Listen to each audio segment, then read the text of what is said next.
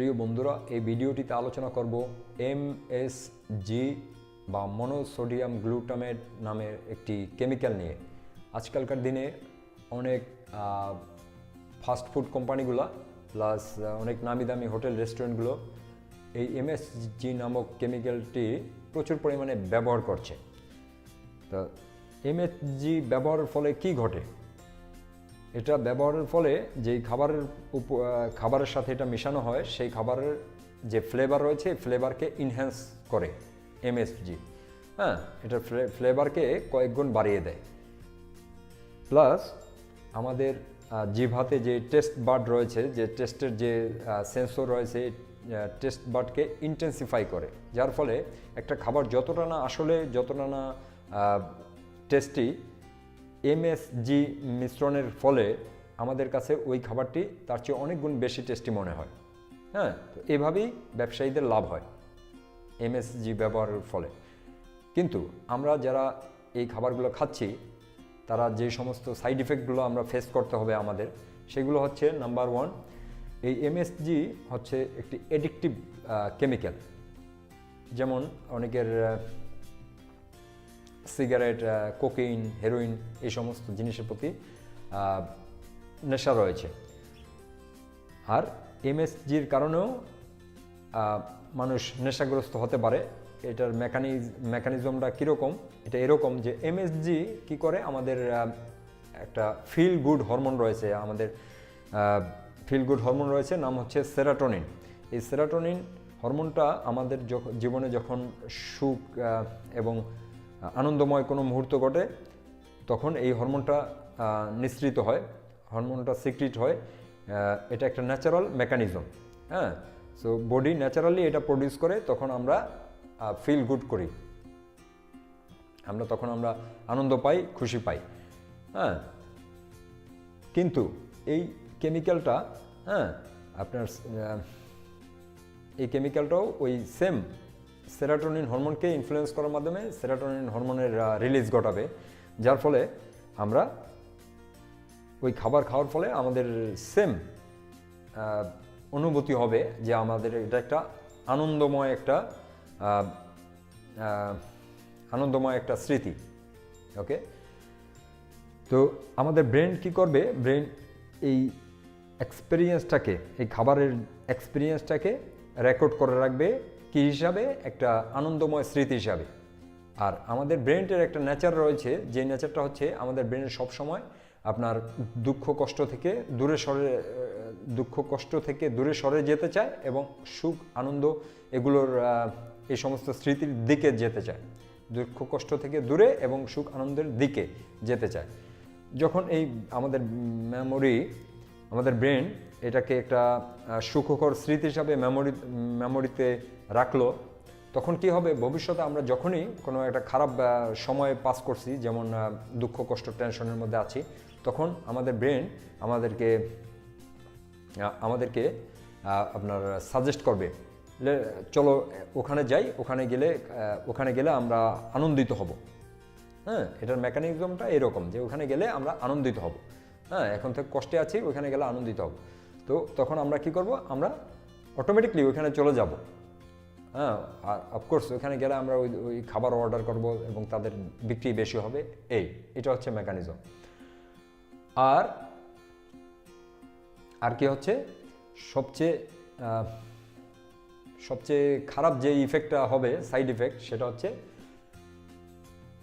Scientific স্টাডির মাধ্যমে দেখানো হয়েছে যে এমএসজি আপনার ইনসুলিনকে বাড়াতে পারে 300% স্পাইক ঘটায় ইনসুলিনের, যেটা কোনো সুগার অথবা আপনার যে কোকা কোলা অথবা নর্মাল ফাস্টফুড এগুলোতেও করে না, এত বেশি স্পাইক ঘটায় না, যেটা আপনার এমএসজিতে ঘটায়।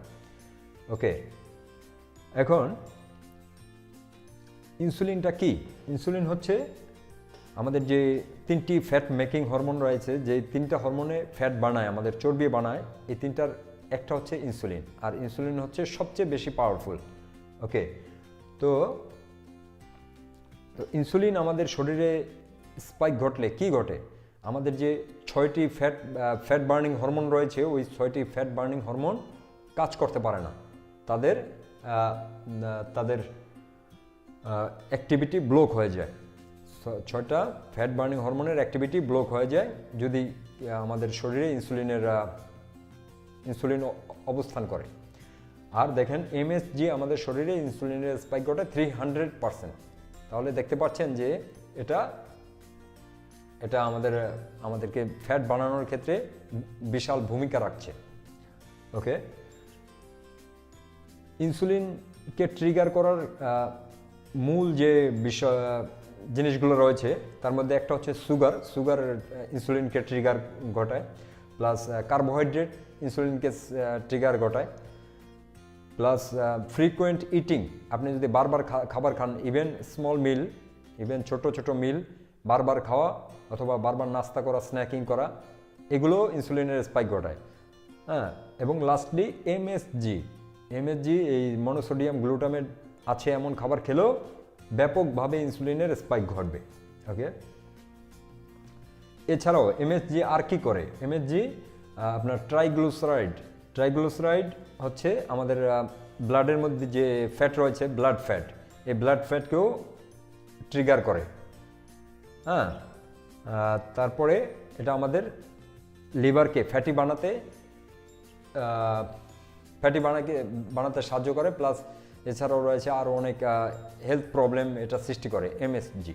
ওকে, এখন কথা হচ্ছে আপনি যখন কোনো কিছু কিনতে যান, ধরলাম আজ থেকে আপনি কোনো নামি দামি রেস্টুরেন্টে খেতে যাবেন না, কারণ আমি শিওর এই কারণে যে আমি কয়েকটি বড় রেস্টুরেন্টে খেতে গিয়েছিলাম এবং আমি এটার ইফেক্ট দেখেছি। হ্যাঁ, এটা যদি আপনি এই মেকানিজমটা না বোঝেন তাহলে আপনার মনে হবে না যে আপনার আসলে কি এটা কি ক্ষতি করছে না করছে। আর আপনি যদি বুঝতে পারেন তাহলে আপনি ফিল করতে পারবেন যে কি হচ্ছে আপনার ওই সমস্ত খাবার খাওয়ার পরে। ওকে, তো মনে করেন আপনি হোটেল রেস্টুরেন্টে খাবার খাওয়া বন্ধ করে দিলেন, কিন্তু এখন আপনি যদি ফাস্ট ফুড খাবার কন্টিনিউ করতে থাকেন তাহলে আপনি দেখতে পাবেন যখন খাবার প্যাকেট জাতীয় যে কোনো খাবার কিনতে গেলেই আপনি আজ থেকে লেবেলে যে ইনগ্রিডিয়েন্ট রয়েছে ওগুলো পড়া স্টার্ট করেন, কারণ ওই ইনগ্রিডিয়েন্টের মধ্যেই আপনি পাবেন এই এমএসজিকে। হ্যাঁ, তারা মেনশন করে, কিন্তু এখানে বিষয়টা হচ্ছে যেহেতু মানুষ এটা সম্বন্ধে সতর্কতা বেড়ে যাচ্ছে মানুষের, সেহেতু অবশ্যই তারা এমএসজি আছে ডাইরেক্টলি লেখা এমন খাবার কিনবে না। তাই তারা চালাকি করে বিভিন্ন নাম দিয়ে এটা নামকরণ করেছে।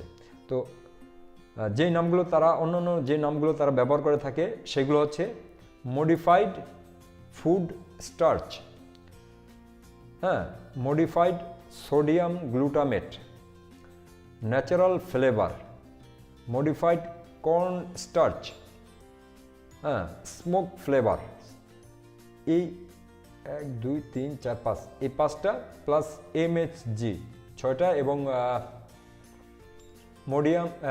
মনোসোডিয়াম গ্লুটামেট এই 7টা, মোটামুটি এই 7টাই আপনি বেশিরভাগ পাবেন। খাবারের যে লেভেল রয়েছে ওই লেভেলের উপরে আপনি ইনগ্রিডিয়েন্টসের জায়গায় আপনি পড়লে এই 7টার মধ্যে কোনো একটা পেয়ে যাবেন। আর যদি কোনো একটা পান তাহলে মনে করতে পারেন যে এটার মধ্যে এমএসজি রয়েছে, আর এমএসজি থাকার ফলে আপনি শিওর থাকতে পারেন যে ওই সমস্ত সাইড ইফেক্টগুলো আপনার পোহাতে হবে। হ্যাঁ, তো এটাই আর কি। এটা সম্বন্ধে খুব বেশি আলোচনা করা হয় না, অনেকেই জানে না, তাই এই জন্য এই ভিডিওটা করলাম। আশা করি উপকৃত হবে। ধন্যবাদ।